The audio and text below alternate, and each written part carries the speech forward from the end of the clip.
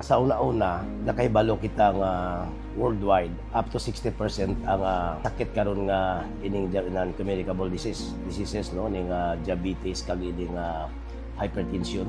So, hindi ta mabalaan nga kung bata man, tigulang man, nagakapatay karon kag halos tanan acquired na ining sakit, no? So, that's why nga nakaisip ang LGU Isulan sa pag-create sining ordinansa ining ginatawag naton nga Honey and Hyper Club diri sa Banwasang Isulan.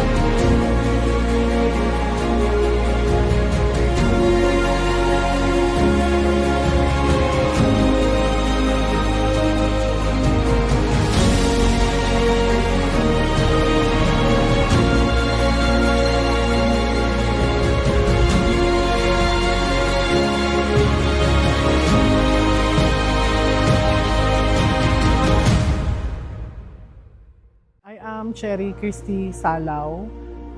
I am a public health nurse, at the same time diabetes nurse educator, and nurse phlebotomist. Taga-Isulan man ako. Mahatag lang ako sang brief na idea. Before, partner na gid kami ni Doc Laguda when it comes sa barangayan.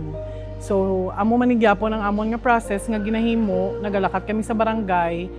Since nga busy ang doktor, may arabi program subong nga may ginapat-train nga mga nurses. So ang tawag sa amon is Certified Diabetes Nurse Educator.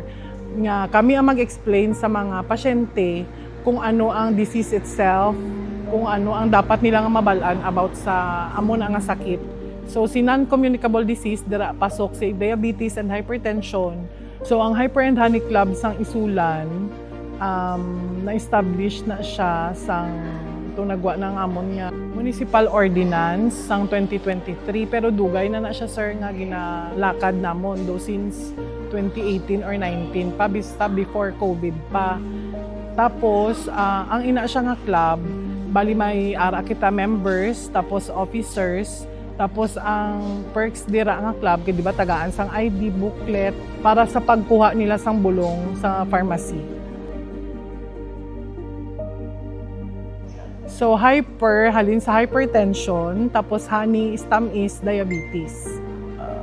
At the first siguro, na ako ang author sining Honey and Hyper Club, no? Kung sa diin dito nakasunod sa ordinansa nga ina, nga dapat mag-create sa nga organisational halin sa munisipyo down to barangay. Bisan sa munisipyo diri may mga sabulig sa aton nga mga MHO, MCVHW, ito mga natawag ita nga municipal voluntary health workers naton, kag down to barangay nga ini aton mga BHW nga nagabuligid sa pagpa-implement sini, no? So ang ginhimo namon diri according sa aton ordinance nga maghimo sila per barangay sang Hyper and Honey Club, kung sa diin imimbro nila tanan ang mga diabetison nga mga tao, kaupod sa mga high blood nga mga tao, nga sa mga sakit nga communicable disease. So kag maghimo sila officer per barangay, agod nga matagaan naton sa insakto nga mga bulong for free. Ina siya, may funding ina siya. I'm Dr. Lanife Aldedora, the Municipal Health Officer Officer. So we had this project initiated because of nakita ko po na there's an increasing incidence, no, of diabetes and hypertension. And when you base on the statistics, there's a projection that the cases in the Philippines of diabetes will be increasing, to millions by 2040.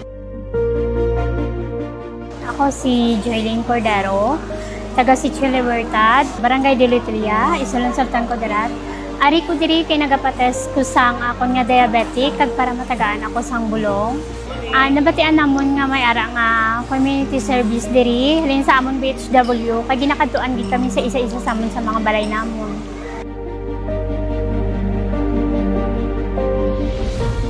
Ako gali si Sharon Rose Estrella. Nag-start ako diri sa Barangay de Lutilla, Purok Sambag, 12 years in service kapag ka-BHW. Dalawa ka purok ang akon ginahandle, Purok Sambag and Purok Mangga. Katuan namon isa-isa sa ilagid nga balay, ilabi na gid atong nagareklamo na gid sa ilang nga ginabatyag kay tungod sa kapigadon tapos sa ulan-ulan pag gid subong katuan gid namon sa ilapan nga balay.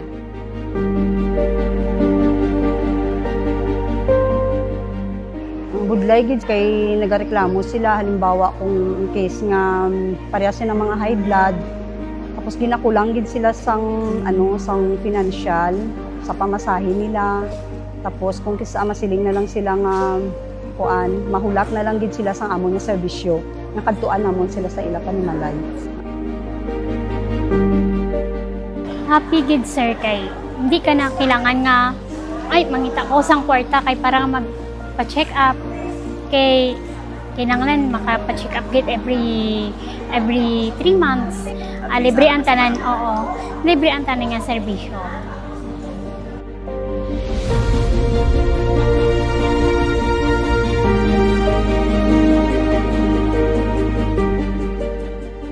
Ako si Jess Estrella, barangay chairman sang Barangay de Lutilla.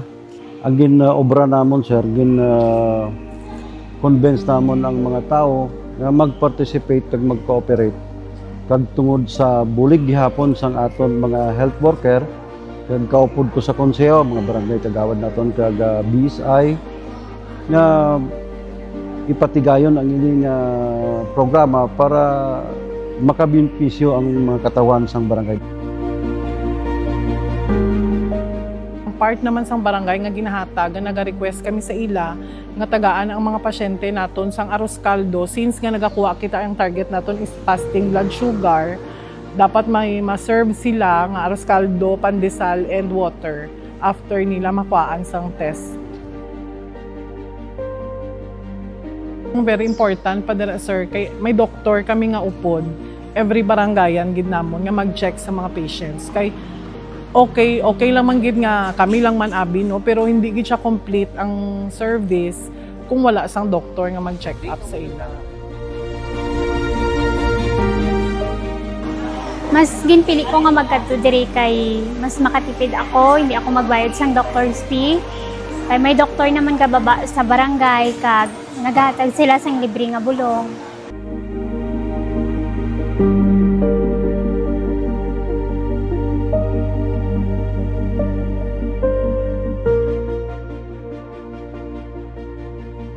Kasali talaga siya sa package noon. Tapos, para man makalibre man ang mga pasyente, so kailangan nila mag-enroll sa konsulta nga naton sa munisipyo kay para ma-avail nila itong mga services nga under sa konsulta which is ng mga blood chem, tapos ang ilang nga mga bulong.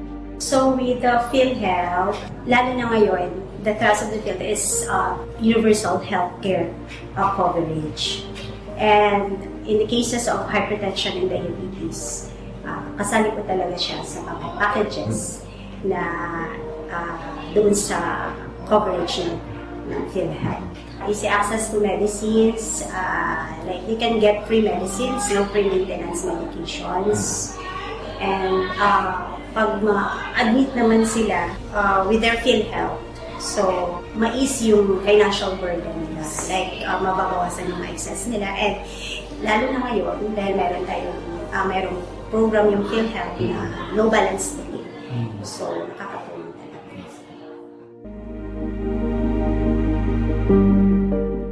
During the start of this project, syempre, you have to have an additional budget. So we have to lobby to the local government for an allocation, no? specific for this project. And second, we need manpower that are trained to implement the project. So again, una, the staff that are implementing this program should be trained. They should be well equipped with the information and knowledge for them to deliver quality services to the people. And second, syempre, along with the training is again the budget for the medical supplies and logistics that will be used, no?